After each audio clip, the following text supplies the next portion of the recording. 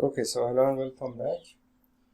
So in the previous videos, what we did for turning a transistor on and off, what we used was basically we used two resistors. One of the resistors were used in order to connect the base of the transistor to the positive supply, and the other resistor was used in order to, let me close my window. Okay, so now the other resistor was used in order to tie the base of the transistor to ground, right? As a safety measure, we did that. And the circuit that we had was something like this. Was basically we had a switch over here, and this switch was connected to the base of a transistor, and the base of this transistor was connected to ground. And then the collector of the transistor was connected through a resistor to the positive supply. This is R of C. And then over here we had some basically resistor over here. That is your R of B, and this was another resistor that's basically, call it for example R1, and you had a switch over here. And this is basically V of S positive, and this is V of S, for example, negative. So when the switch is set to position A, the base of the transistor through the resistor goes to the positive supply, and basically your collector is also connected to the positive supply. Your emitter is connected to the ground. And so your transistor is turned on, depending on the values of the two resistors, right? Now, when you set the switch to position B, what happens is that basically the base of the transistor through this resistor R1 is tied to ground, and we said that we could basically choose arbitrary values for this resistor. As long as it's somewhere between 20 kilo ohm to 1 meg ohm, we could basically use any sort of resistor over here. Important is that there is a resistor through which the base goes to the ground, and that ensures that the transistor never turns on. So that's basically what we did in the previous videos, and what you can see is that over here I have to use a switch which is a single pole double throw switch. So this is a single pole double throw switch which has two positions, and this is a basically single pole single throw switch, right? This is a single pole single throw switch. So this kind of thing, you cannot do it using this kind of switch, meaning that this switch only has basically only two positions, or two, you could call it two positions. One of them is off and the other one is on, meaning that when it's on, the two terminals are connected together, it's dead short. And when it's off, basically the two terminals are disconnected from one another. There is infinite resistance there. But then this switch over here, it has two positions. In one position, this common terminal of the switch is connected to this terminal. In the other position, the same terminal is connected to the other terminal B. So for the same reason, this is called single pole double throw. This is single pole single throw, right? So essentially, long story short, this kind of thing, you cannot of course do it using this sort of switch. Now there is a way that you can build this circuit using this switch as well, essentially by making some changes to the circuit. And the way that you do that is that essentially you need to swap basically change the places of this switch and this resistor over here. Meaning that what you can do is that you can basically you can choose a resistor over here and another resistor over here that goes to ground. I'm going to draw the ground like this, and then this switch basically basically this resistor is connected to a switch, and then this switch is connected to the positive rail. So this is essentially V positive V of S, and this is a switch exactly like this, a simple basically single pole single throw a single pole single throw switch. And then you can call this, for example, R1. It's the same thing as this resistor over here, and you can call it, for example, R2, and this over here is negative V of S.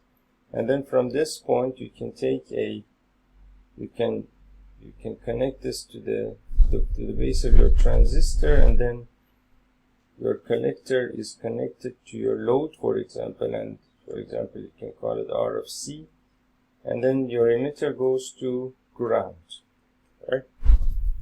So now so you can see that the difference between these two circuits is that the only thing that we have done is that this resistor has come down and is directly connected to the transistor, and there is a simple switch over here. And the way that it works is that, well, of course, as long as the switch is open, the transistor is turned off. But when you basically close the switch, there is a current that comes in over here. You can call it I1, for example. And then when the current reaches this point, it has to be divided into two branches, because these are parallel branches with respect to ground. And then there is, from this point, you have basically this current, you can call it I2, and there is this current over here which you can call I of B, for example, right? So that means that you can say that I of 1 is the same thing as I of 2 plus I of B. So that's basically how you can basically build this circuit. Now the only thing that is important now, that this circuit has some, I mean, there is a couple of interesting things in this circuit that you probably didn't notice as I drew it over here. And one of the things that's interesting here is that in circuits where you have semiconductors, so basically for example, when you have, let's suppose that you have for example a diode in a circuit, and this diode is connected to a resistor, and it goes to a power supply, and your power supply is basically, here you have positive and negative, so that the diode is forward biased, and current is going through this circuit, right? Now what happens in these in such circuits where you have semiconductors or p-n junctions is that in across the p-n junction over here, this basically, if I call this V of D, basically this V of D is always almost equal to always equal to 0.7 volts. This V of D cannot rise above 0.7 volts. This p-n junction, the voltage drop across this p-n junction is always 0.7 volts, and it never rises above that that threshold.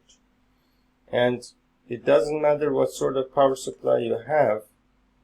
Even if you have a power supply that supplies you with, for example, 65 volts, 0.7 volts is going to be dropped over here, and well, when you have a 65 volt power supply, you can just simply imagine that there is a 65 volt voltage drop across these 2 points, meaning that you can just simply ignore the voltage drop over here.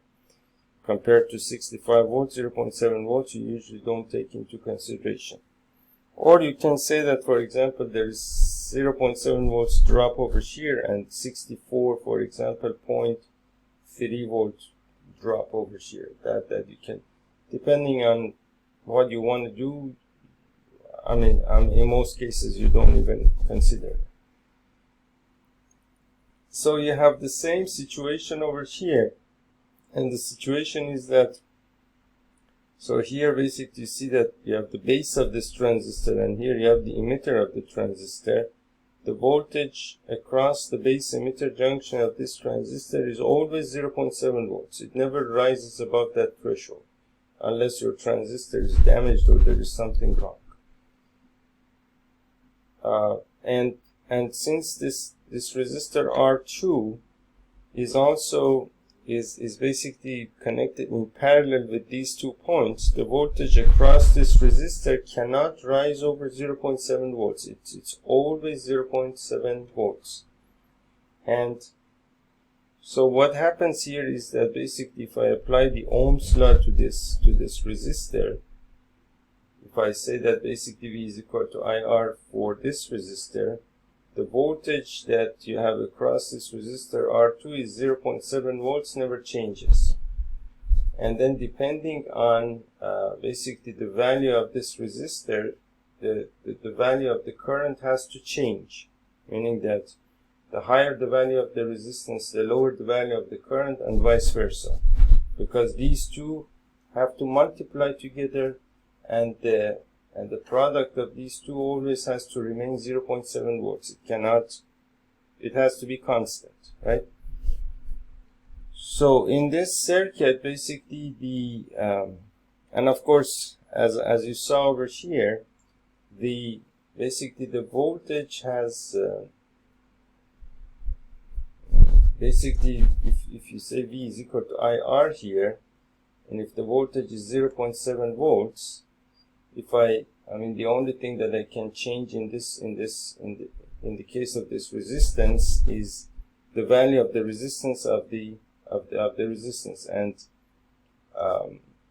and so basically the lower the value of the resistance, the higher the current that goes through that, and vice versa. Meaning that the value of the resistor has of course an effect over the current that goes through it, right? Now, I don't want to confuse you or anything, but essentially the way that you can calculate the value of the resistors in this circuit is that basically you have to choose since I1 basically comes over here and is divided between I of B and I2, you have to choose the value of I1 in such a way that when the current is divided here, there remains enough current to go through the base of the transistor, meaning that you could, I mean, if the way that you can think about it is that the current first is given to this resistor. Of course, it doesn't happen like that really, but as long as you have to think about it, you have to choose a valid way to think about it.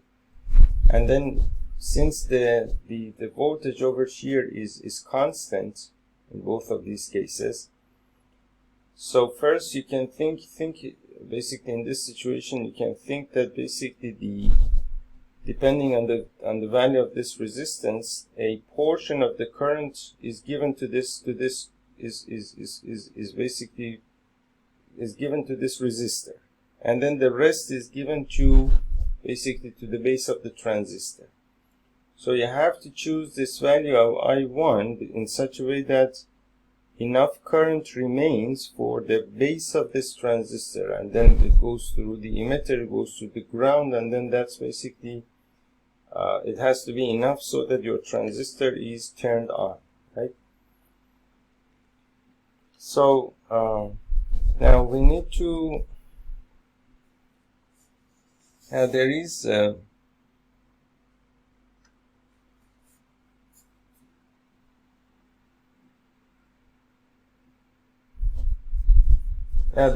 is a problem over here.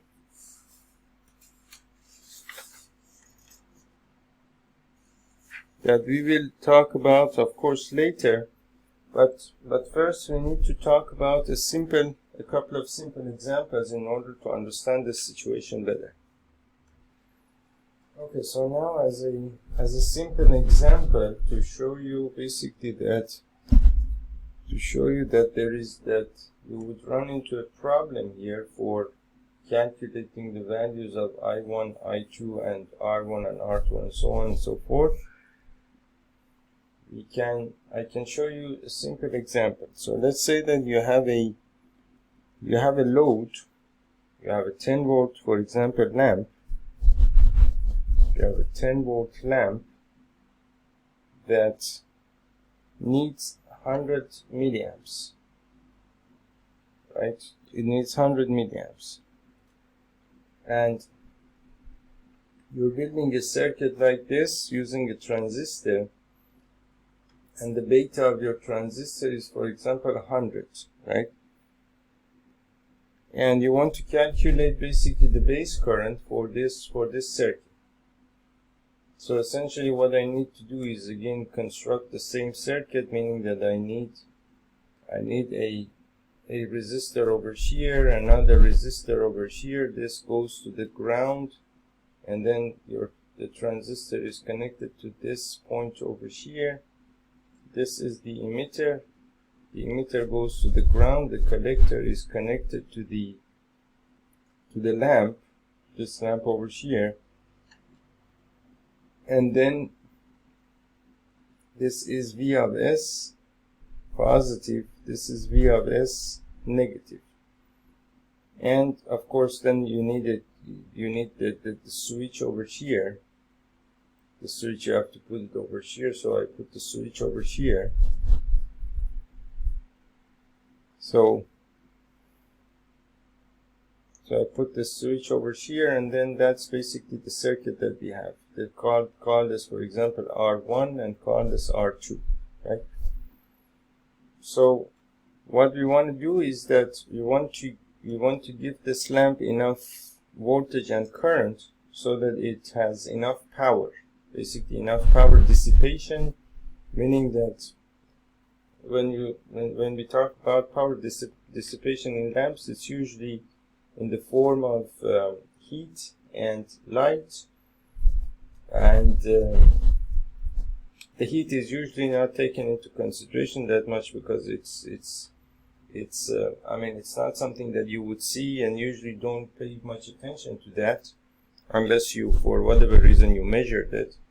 But usually when it comes to these incandescent lamps, the light is, I mean, the amount of light coming out of the lamp, that is important. And if basically if the lamp is, for example, is 12 volts rating on the lamp, and if it says that, for example, 12 volts, for example, 2 watts, that means that the lamp you have to give it enough current so that it can dissipate 2 watts of power. That means that P is equal to VI, and basically this would be your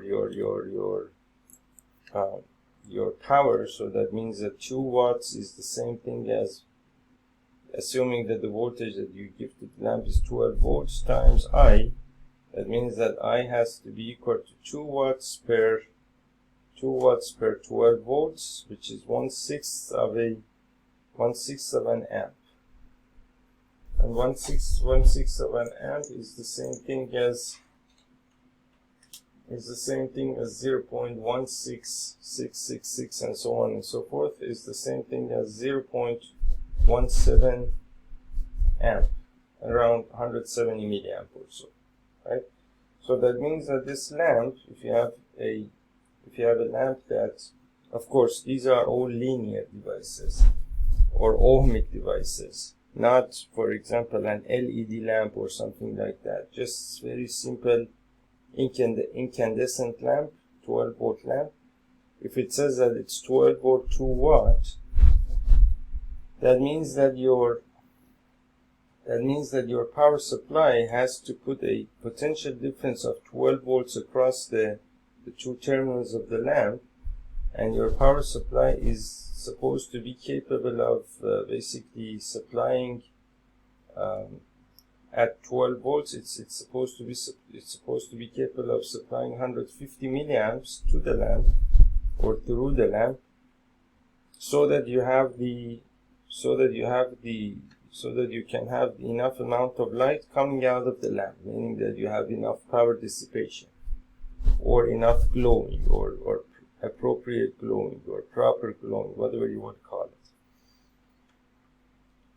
So now we have the same situation over here. So essentially what we have over here is that this lamp is rated for these voltages and for these currents. It's 10 volts and 100 milliamps, right? So that means that basically I'm going to take a 10 volt power supply, because this 10 volt is going to go above over here connected to the lamp, and then if this transistor is turned on, the other terminal of the lamp through the collector emitter junction goes to the ground, and then my lamp gets basically the 10 volts. And it's also important that the lamp gets also 100 milliamps. That means that that means that I don't really want to turn the transistor all the way on, meaning that an infinite amount of current can run through theoretically through the transistor. I want the current through the transistor to be only 100 milliamp. I want to restrict the current to 100 milliamp. So the way that I can do it is that I can say that, okay, so basically I of C to I of B is the same thing as beta, and I know the beta of my transistor is 100, and so basically I know that 100 milliamp is the collector current. So I have 100 milliamp divided by I of B is equal to beta, which is equal to 100. Divide both sides by 100, you get a 1 over here and get a 1 over here. It means that 1 milliamp is equal to I of B. So that means that your I of B has to be basically 1 milliamp. So that means that basically if I close this switch, there is a current coming in here, which I can call I of 1, and then over here the current is divided into basically this I of B, and this, call it for example I of 2, and this I of B has to be 1 milliamp, right? So that's the only important thing that has to happen here. This current has to be chosen in such a way that basically 1 milliamp of current is given to the base of this transistor, right? So now there is a problem over here, and the problem is that you can theoretically, what you can do is that you can choose any two arbitrary values for R1 and R2, so that basically I1 and I2 are changed in many different ways, in as many ways as you want, in such a way that in all of those cases basically 1 milliamp can be given to the base of the transistor, meaning that you can take some value for I1, some value for I2. I of B is equal to 1 milliamp. You can take another value for I1, another value for I2. Again 1 milliamp is given to the base of the transistor. and you can basically keep this ratio of I1 and I2 in such a way that the ratio has, if you keep the ratio, then this I of B remains equal to 1 milliamp, but then essentially when you're talking about the ratio, the numerator and the denominator of the ratio, you can change them together in as many ways as you want, right? Meaning that, for example, 1/2, you can write it as 2/4, you can write it as, for example, 3/6, you can write it as 4/8, and you can write it in an infinite number of ways. That is, for example, your I1, that is your I2, right? Which means that there is no way to decide what you need to do here. So now, what basically, I mean, this is another one of those tricks of the trade, and well, basically electronics is usually it's like web design, basically. For example, when you do web design, it's not much about